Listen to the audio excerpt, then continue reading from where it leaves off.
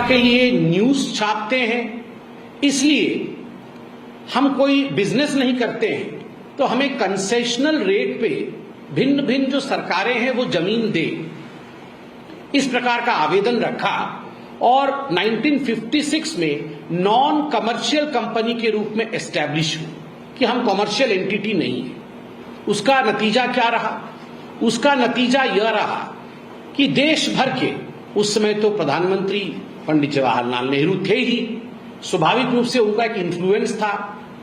देश भर के सभी राज्यों ने प्राइम लोकेशंस पे एजेएल को, एसोसिएटेड जर्नल लिमिटेड को, क्योंकि एक नॉन कमर्शियल एंटिटी थी, उसके नाम पर उन्होंने प्राइम लैंड पे बहुत बड़े बड़े जमीन नॉमिनल रेट पे 2 रुपए 1 रुपए के दाम पे, भाव पे इन्होंने देश भर में जमीन दिया।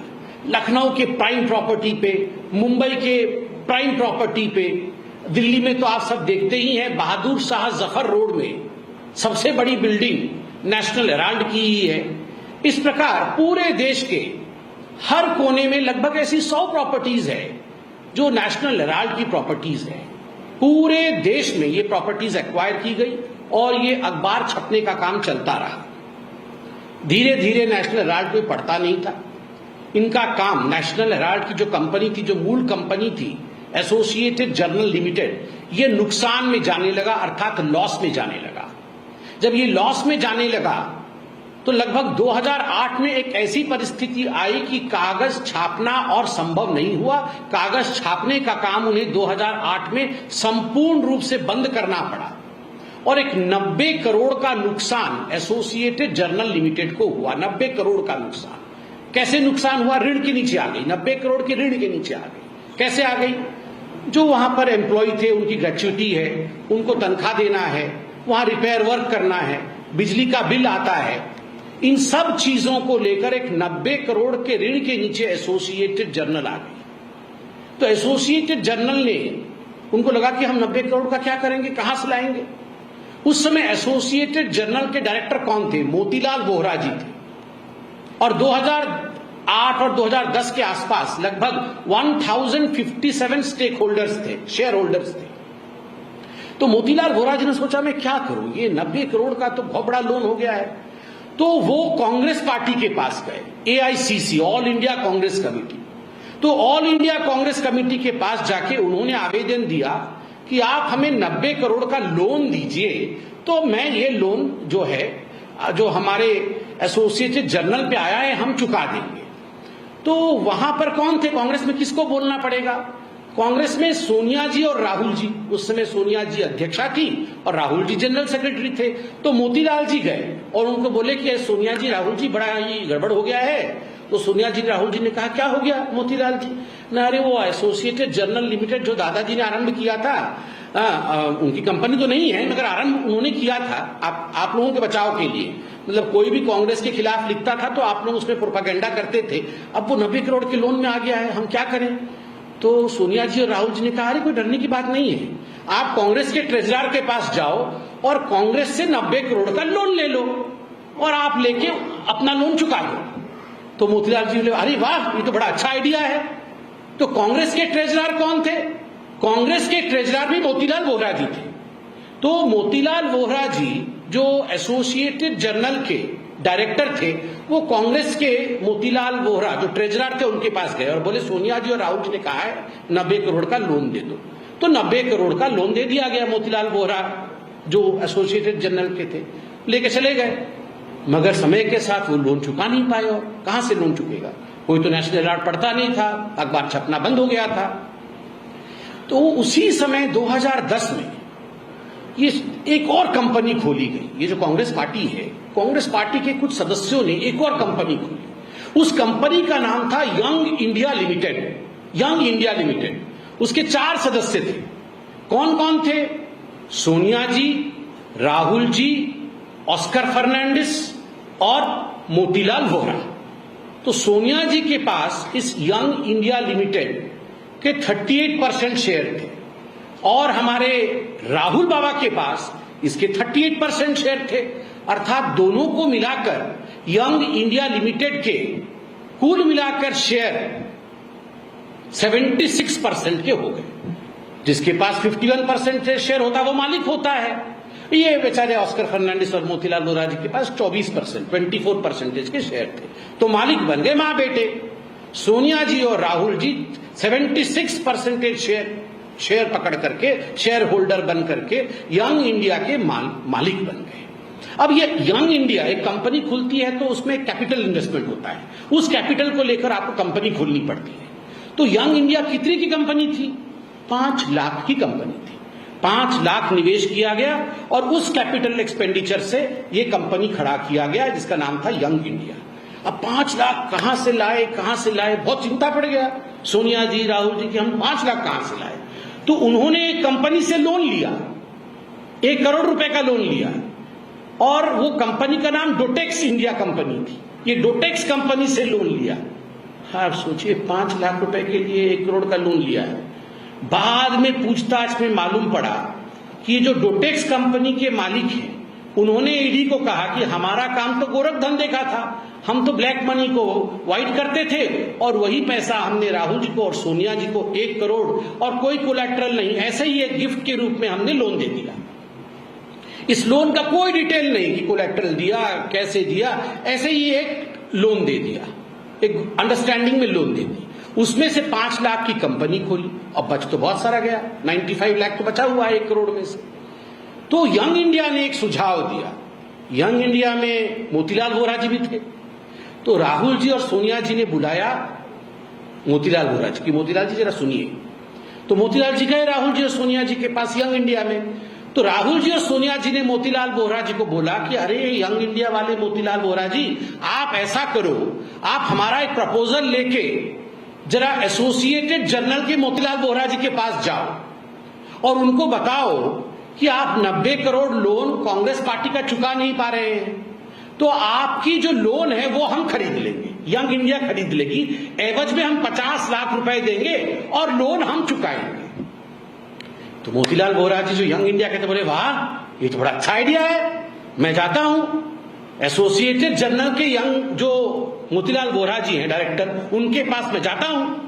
तो यंग इंडिया के डायरेक्टर मोतीलाल वोरा राहुल जी और सोनिया जी के कहने के बाद उनका प्रस्ताव लेके एसोसिएटेड जर्नल के जो मोतीलाल वोरा थे उनके पास गए और बोले ऐसा है कि यंग इंडिया हमारी कंपनी है, आपके पास 90 करोड़ का लोन है कांग्रेस पार्टी का, तो आप ऐसा करिए, हमें आप ये लोन दे दीजिए, बेच दीजिए, आपके लोन को हम चुकाएंगे, यंग इंडिया चुकाएगी, और एवज में हम आपको 50 लाख रुपए देते हैं। तो मोतीलाल वोरा जो एसोसिएटेड जर्नल के थे उनका वाह 50 लाख आप देंगे भी और हमारा लोन भी चुका देंगे, एग्रीड, हम मानते हैं इस बात।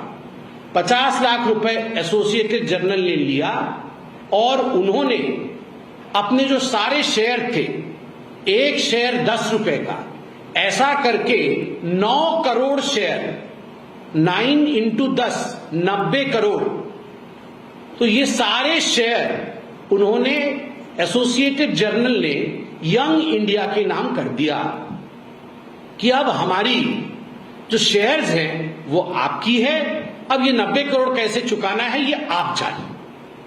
50 लाख रुपए दे करके पूरी जो एसोसिएटेड जर्नल लिमिटेड की शेयर होल्डिंग थी, शेयर होल्डिंग का मतलब होता है मालिकाना हक, 99.1% मालिकाना हक किसके पास आ गया?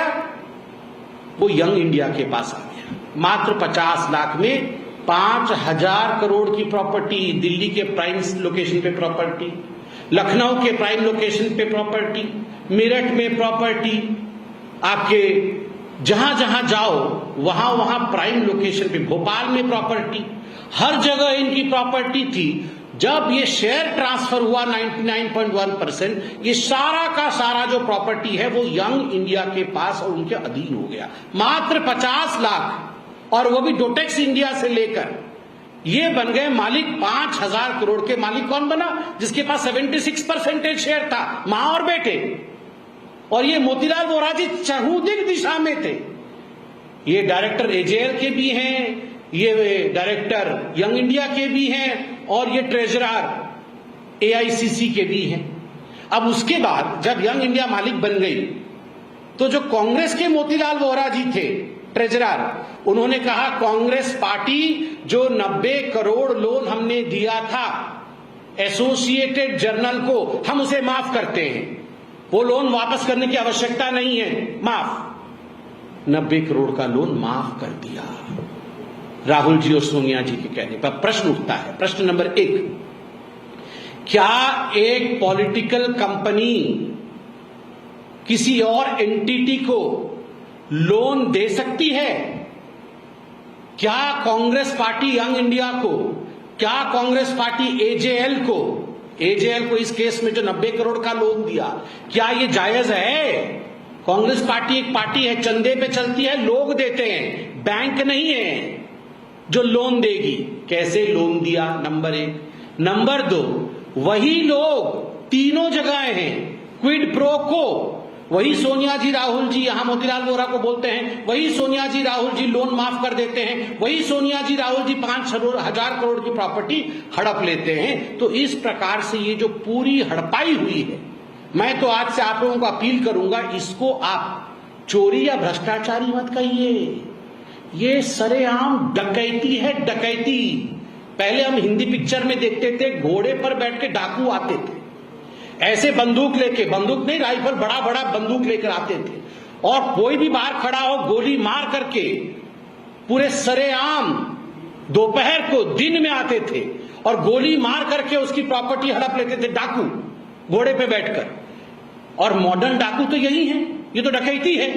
ये सरेआम नाक के नीचे एक कंपनी बना करके 50 लाख में 5,000 करोड़ रुपए हड़प ली है। बस इतना ही फर्क है कि सोनिया जी राहुल जी घोड़े पे बैठ के नहीं आए और राइफल पकड़ के नहीं आए, बाकी तो पूरी डकैती ही है। तो इसको आप चोरी और भ्रष्टाचारी मत कहिए, ये नेशनल हेराल्ड डकैती केस है, जिसमें कि एक्यूज्ड नंबर 1 सोनिया गांधी है और एक्यूज्ड नंबर 2 राहुल गांधी है। अब वर्तमान में आते हैं, ये वर्तमान में पूरा विषय क्यों उठा है? अप्रैल 15 को, 2-3 दिन पहले, ईडी ने चार्जशीट फाइल किया जिसमें सोनिया जी, राहुल जी, साम पित्रोदा और सुमन दुबे, इन चारों का नाम नामित है। इनके नाम के साथ चार्जशीट फाइल किया गया। सोनिया जी Rahul ji accused number 1, accused number 2। ये जो सैम पित्रोदा जो फॉरेन का काम देखते हैं और बीच बीच में बयानबाजी करते हैं, और सुमन दुबे ये भी डायरेक्टर है यंग इंडिया के, तो इनका नाम इंक्लूड किया गया है। अब इनका नाम क्यों इंक्लूड किया गया है, किस केस में इंक्लूड किया गया है? ईडी ने अपने चार्जशीट में पीएमएलए, जो कि prevention of money laundering act है, उसके अंतर्गत वेरियस सेक्शंस के अंतर्गत इनका नाम इंक्लूड किया है। 2022 से 25 के बीच में कुछ डेवलपमेंट हुआ है नेशनल हेराल्ड की केस में। क्या क्या डेवलपमेंट हुआ है जो आज हम सबको जानना जरूरी है? नंबर 1 डेवलपमेंट हुआ है, आपने टीवी न्यूज में देखा है कि राहुल जी से और सोनिया जी से ईडी ने पूछताछ की है। अब डकैती करोगे तो पूछताछ तो करेगी, उनसे पूछताछ हुई, पूरा कच्चा चिट्ठा सामने आया, कहां पैसा छुपा हुआ है, किस प्रकार से लेन देन हुई है, ये सारा कुछ सामने आ गया पूछताछ से। मल्लिकार्जुन खड़गे जी, आज मल्लिकार्जुन खड़गे ji, with all due respects to Mallikarjun खड़गे जी, वो एकमात्र एम्प्लॉई है नेशनल एसोसिएटेड जर्नल लिमिटेड की। ही इज द ओनली कर्मचारी ऑफ एजेएल, इसलिए उनसे भी पूछताछ हुई कि आप अकेले कर्मचारी हैं भैया, आप बताइए। दूसरा विषय। तीसरा विषय, जब ये यंग इंडिया ने एक्वायर किया एसोसिएटेड जर्नल लिमिटेड को, उस समय एक बड़ी बात देखी गई कि इतने बड़े प्रॉपर्टी को एक्वायर करने के बाद कुछ तो टैक्स देना बनता था। तो इनकम टैक्स डिपार्टमेंट ने देखा कि 414 करोड़ का टैक्स इवेजन ये सोनिया गांधी और राहुल गांधी ने कर दिया है। 50 लाख देके 5,000 करोड़ की प्रॉपर्टी ले ली और टैक्स नहीं दिया, तो 414 करोड़ का टैक्स इवेजन भी किया है, यह भी सामने आ गया। उसके बाद 16 लोकेशंस पे, जो ये एजेएल की प्रॉपर्टी थी, 16 लोकेशंस पे रेड मारे गए एजेंसीज के और बहुत सारे दस्तावेज सामने आए। उन दस्तावेजों में बहुत सारी बातों का खुलासा हुआ। जब ईडी ने ये रेड किया और ईडी ने उसके साथ ही जो इमूवेबल प्रॉपर्टी थी एसोसिएटेड जर्नल की, उनको सील कर दिया, और इससे बहुत कुछ सामने आया जो मैं आपको अभी बताने वाला हूं। ये चौंकाने वाला विषय है। ईडी के चार्जशीट में पढ़ता हूं कि आखिर इन प्रॉपर्टीज को सील क्यों किया गया, इन पर रेड क्यों डाला गया, वर्तमान में ये केस सोनिया जी और राहुल जी के खिलाफ क्यों हुआ। ईडी कहती है these properties were attached after extensive investigation by the ED which revealed significant generation and possession and use of proceeds of crime to the tune of 988 crore to secure the proceeds of crime and to prevent the accused from dissipating the same। कल कांग्रेस वाले press conference में कह रहे थे अरे कोई property तो बेचा नहीं, कोई प्रॉपर्टी खरीदा नहीं, प्रॉपर्टी तो जहां का तहां खड़ा है, फिर हमने क्या गड़बड़ी की। ईडी ने कहा भैया प्रॉपर्टी तो वहीं खड़ी है, मगर उस प्रॉपर्टी का इस्तेमाल करके, उस प्रॉपर्टी के माध्यम से आपने प्रोसीड्स ऑफ क्राइम मतलब जो आपने भ्रष्टाचार किया उससे जो उगाही की, उस प्रोसीड्स ऑफ क्राइम को आपने स्टोर किया, उस प्रॉपर्टी के माध्यम से उसे यूज किया और उस प्रॉपर्टी के माध्यम से आपने जनरेट किया और लगभग 1000 करोड़ रुपए अब तक 22 से 25 के बीच में 1000 करोड़ रुपए आपने जनरेट कर लिया है, ताकि ये पैसा आप ठिकाने न लगा दो और उस पैसे का हिसाब में हेरफेर, ये तो मां बेटे तो हेरा फेरी कर रहे हैं ना, तो हेरा फेरी आप ना कर दो, इसलिए हमने इसे सब सील कर दिया है। अब क्या प्रोसीड्स ऑफ क्राइम थे जो ईडी ने अपने चार्जशीट में लिखा है? 3 महत्वपूर्ण प्रोसीड्स ऑफ क्राइम लिखा है। ये बिल्डिंग्स तो थी ही, मगर इन बिल्डिंग्स के माध्यम से बोगस डोनेशन कि हम डोनेशन देंगे जी, 18 करोड़ के बोगस डोनेशन हुए। हम नेशनल हेराल्ड को, हम आपके कॉज के लिए डोनेशन देना चाहते हैं। अब देखिए ये जो यंग इंडिया कंपनी थी ये तो नॉन प्रॉफिट ऑर्गेनाइजेशन है। नॉन प्रॉफिट ऑर्गेनाइजेशन का मतलब है हम कोई प्रॉफिट नहीं कमाएंगे, हम रियल एस्टेट का काम नहीं करेंगे, हम क्या करेंगे, चैरिटी का काम करेंगे। मगर जब उनके कागज देखे गए तो उसमें चैरिटी के नाम पे तो 1 भी रुपया खर्चा नहीं हुआ है, 1 भी रुपया चैरिटी पे खर्चा नहीं हुआ है, तो सारा काम तो कमर्शियल किया है आपने। ये जो बोगस डोनेशन हुआ है 18 करोड़ रुपए का, जब ढूंढा गया कि डोनेशन किसने किया है तो डोनर नहीं मिल रहे हैं। डोनेशन आया है 18 करोड़, अब डोनेशन किसने दिया है पता नहीं। अब उसके साथ बोगस एडवांस रेंट, एक बिल्डिंग है बहादुर शास्त्री बिल्डिंग, तो किसी ने कहा मैं भैया ये फर्स्ट फ्लोर रेंट पे लूंगा, 2 करोड़ रुपए महीने दूंगा, तो आप मुझे रेंट पे दीजिए। तो बाद में रेट में देखा गया अरे रेंट तो आ रहा है मगर बिल्डिंग तो खाली है, इसमें तो कंपनी है ही नहीं। तो बोगस एडवांस रेंट लेकर मां बेटे ने, यंग इंडिया ने कमाया 38 करोड़ रुपया, 38 करोड़ रुपया कमा लिया, घर खाली, रेंट आ रहा है। अरे बाप रे, ये डकैती नहीं तो क्या है, बोगस एडवर्टाइजमेंट आ रहा है और उसमें 29 करोड़ रुपए ले लिया है। एडवर्टाइजमेंट कौन दे रहा है?